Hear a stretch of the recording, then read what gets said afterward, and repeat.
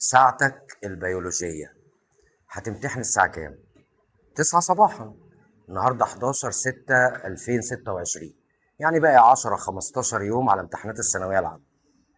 الساعة 9 الصبح دي، اليومين اللي احنا فيهم دول، انت بتبقى نايم ولا لسه هتنام؟ ولا نايم الساعة 6 الصبح وصاحي على 8-9 عشان تروح الدرس بتاعك، فمودك ومزاجك مش قد كده؟ عايزين الفترة اللي جاية نحاول نظبط مواعيد نومنا. طبعا انا لو قلت 11-12 هتبقى بعيدة عليكم، مع ان انا عندي الطلبة ما شاء الله تبارك الله 11-12 بيبقى نايم ويصحى الساعة 5 يصلي الفجر. الجسم او عقلك الخلايا بتاعته عايزة ترتاح، الراحة بتاعتها دي بتبقى اثناء الليل، ربنا اللي قال كده. طب يا مستر، ما انا ببقى قاعد اذاكر بالليل عشان الدنيا هاديه طب ما هو هي انت قاعد بتذاكر بالليل، نايم طول النهار. ذاكر بقى بالنهار ونام في الوقت اللي ربنا سبحانه وتعالى قال عليه. ساعتك البيولوجيه لو انضبطت، تفكيرك هيتحسن، ذاكرتك هتتحسن، التوتر بتاعك هيقل، هتفرق معاك كتير. انا عندي طالب يبقى عنده 80% من المعلومات ونايم كويس وداخل الامتحان، احسن من طالب يدنه مطبق وذاكر كل حاجه بس لما دخل الامتحان ما افتكرش حاجه. وده طبيعي، في اجهاد للمخ طول الليل قاعد صاحي، ويقول انا هخش الامتحان وبعد الامتحان انام. ما ينفعش، مش في المواد بتاعتنا، مش في الفيزياء والكيمياء والرياضيات وحتى في العربي والانجليزي. المواد ديت عايزه بني ادم يكون مرتاح نايم كويس عشان يقدر في الامتحان المعلومات تطلع من دماغه بسهوله، ما يقعدش في حالة قلق وتوتر نتيجة قلة النوم. هيعمل له عدم ثقة في النفس، هيحاول يحل في المسائل مش هيفتكر حاجة. فيا ريت يا ريت بالتدريج، حاول كده كل يوم تقدم ساعة لغاية ما توصل للمعدل الصح، اللي هو نام من 11 للساعة 5 أو من 12 للساعة 5، أقوم أصلي الفجر وأقعد أذاكر.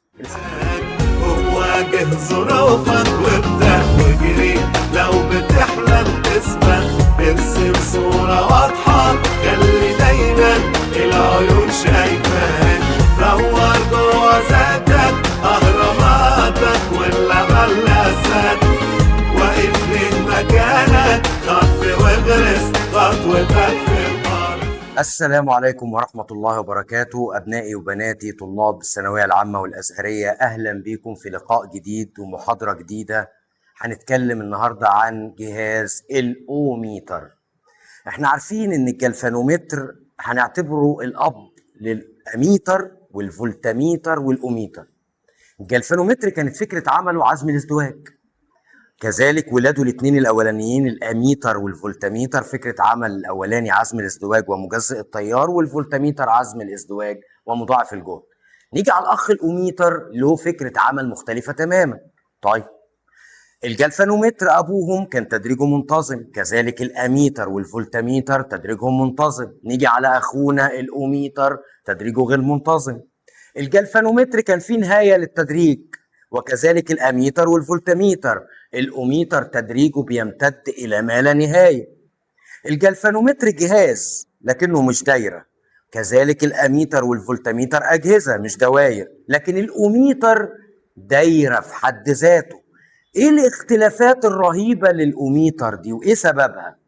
احنا كلنا عارفين ان الجلفانومتر اللي جهاز اسمه جلفانومتر حساس، حساسيته عاليه وبالتالي بيقيس شده التيارات المستمره الضعيفه جدا. فانا محتاج النهارده احول جهاز بيقيس تيار لجهاز بيقيس مقاومه. التدريجين طبعا عكس بعض، انتوا عارفين ان التيار بيتناسب عكسيا مع المقاومه. فاحنا مسكنا الجلفانو اللي بيقيس تيار، قعدنا نحقنه بمقاومات على التوالي لغايه ما قتلنا له التيار تماما. صحي الجلفانومتر بعد الاغماء من النوم وقال انا بقيت جهاز ايه؟ قلنا له بقيت جهاز اوميتر. يبقى كده احنا قتلنا التيار عشان الجهاز يصحى يلاقي نفسه بيقيس حاجة تانية خالص. كان بيقيس تيار، هيبقى بيقيس مقاومة. ما تيجي مع بعض نشوف القصة دي. الأوميتر زي ما قلنا كان جلفانو، الجلفانو ده بيقيس تيار. التيار ده احنا عايزين نخلص عليه. هنخلص عليه ازاي؟ عن طريق إضافة مقاومات على التوالي. ضفنا مقاومة الأولانية اللي هي الار سي، مقاومة ثابتة عيارية. المفروض التيار هيموت. لكن لو ما بقاش صفر احنا مأمنين نفسنا وحاطين برضو مقاومة تانية على التوالي، ريوستات او متغيرة اسمها ار نيو. الجهاز له عمود جاف او بطارية او مصدر ليه قوة دافعة، واوقات بيبقى ليه مقاومة داخلية. دول طرفي الاختبار اللي هنحط المقاومة المجهولة بينهم. ده كده جهاز الاوميتر، بيتكون من جلفانو وار سي مقاومه ثابته عياريه، وفي بعض الاحيان مقاومه متغيره ومقاومه داخليه. فلما تيجي تقول لي هي مقاومه الاوميتر بتتكون من ايه؟ هقول لك بتتكون من ار جي ده بشكل اساسي، وار سي اللي هي المقاومه الثابته العياريه، وقد يحتوي على مقاومه متغيره وعلى ار. نقدر تقول ان دول لعيبه اساسيه موجودين في كل الماتشات، انما دي لعيبه احتياطيه ممكن تبقى موجوده وممكن لا. الار نوت اسمها ايه عشان لما تيجي في المساله؟ مقاومه الاوميتر، مقاومه الجهاز، المقاومه الكليه، مقاومه الدايره. احنا قلنا ان الاوميتر في حد ذاته دايره، الجهاز الوحيد اللي اسمه دائره كذا لانه بيحتوي على بطاريه. يبقى مقاومه الاوميتر او مقاومه الدايره، والمقاومه الداخليه. مقاومه داخليه يا مستر، المقاومه الداخليه دي ار سمول، سيبني اكمل. المقاومه الداخليه للجهاز. دول 5 اسماء للار نوت، وفي ناس بتقول عليها ار داش. طيب استخدامك ايه يا اوميتر؟ قلنا هنحط هنا مقاومه عشان تتقاس. المقاومه دي ينفع تكون متغيره؟ لا، لازم تبقى ثابته واكيد مجهوله. يبقى قياس قيمه مقاومه ثابته مجهوله.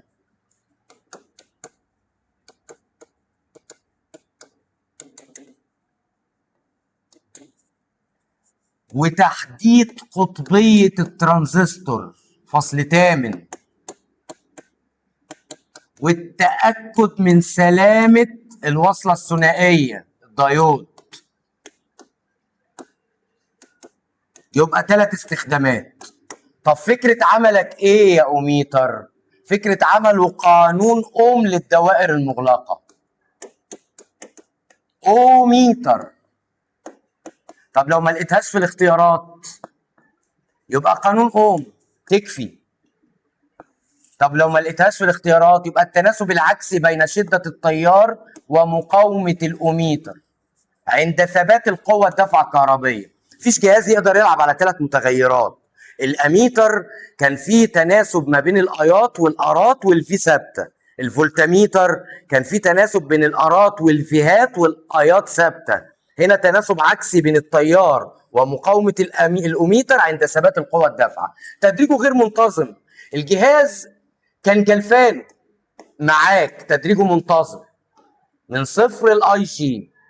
قعدنا نحقن المقاومات اللي على التوالي لغايه ما التيار ايه؟ ايوه مات بقى بصفر. قلنا له بس الصفر ده ما بقاش بتاع تيار، بقى بتاع ايه؟ بالظبط كده، بقى بتاع مقاومه. والتدريج زي ما انت شايفه كده يبدا يتسع في ناحيه ايدك اليسار. نكبر دي شويه. وما لا نهايه. ليه الجهاز ده بيمتد تدريجه لما لا نهايه؟ انت عارف ان الار بتساوي في على اي. عند نهايه التدريج هنا المفروض القيمه دي بصفر، واي حاجه على صفر بما لا نهايه. خلينا نشوف استنتاجاتنا هتبقى عامله ازاي للجهاز ده. بسم الله.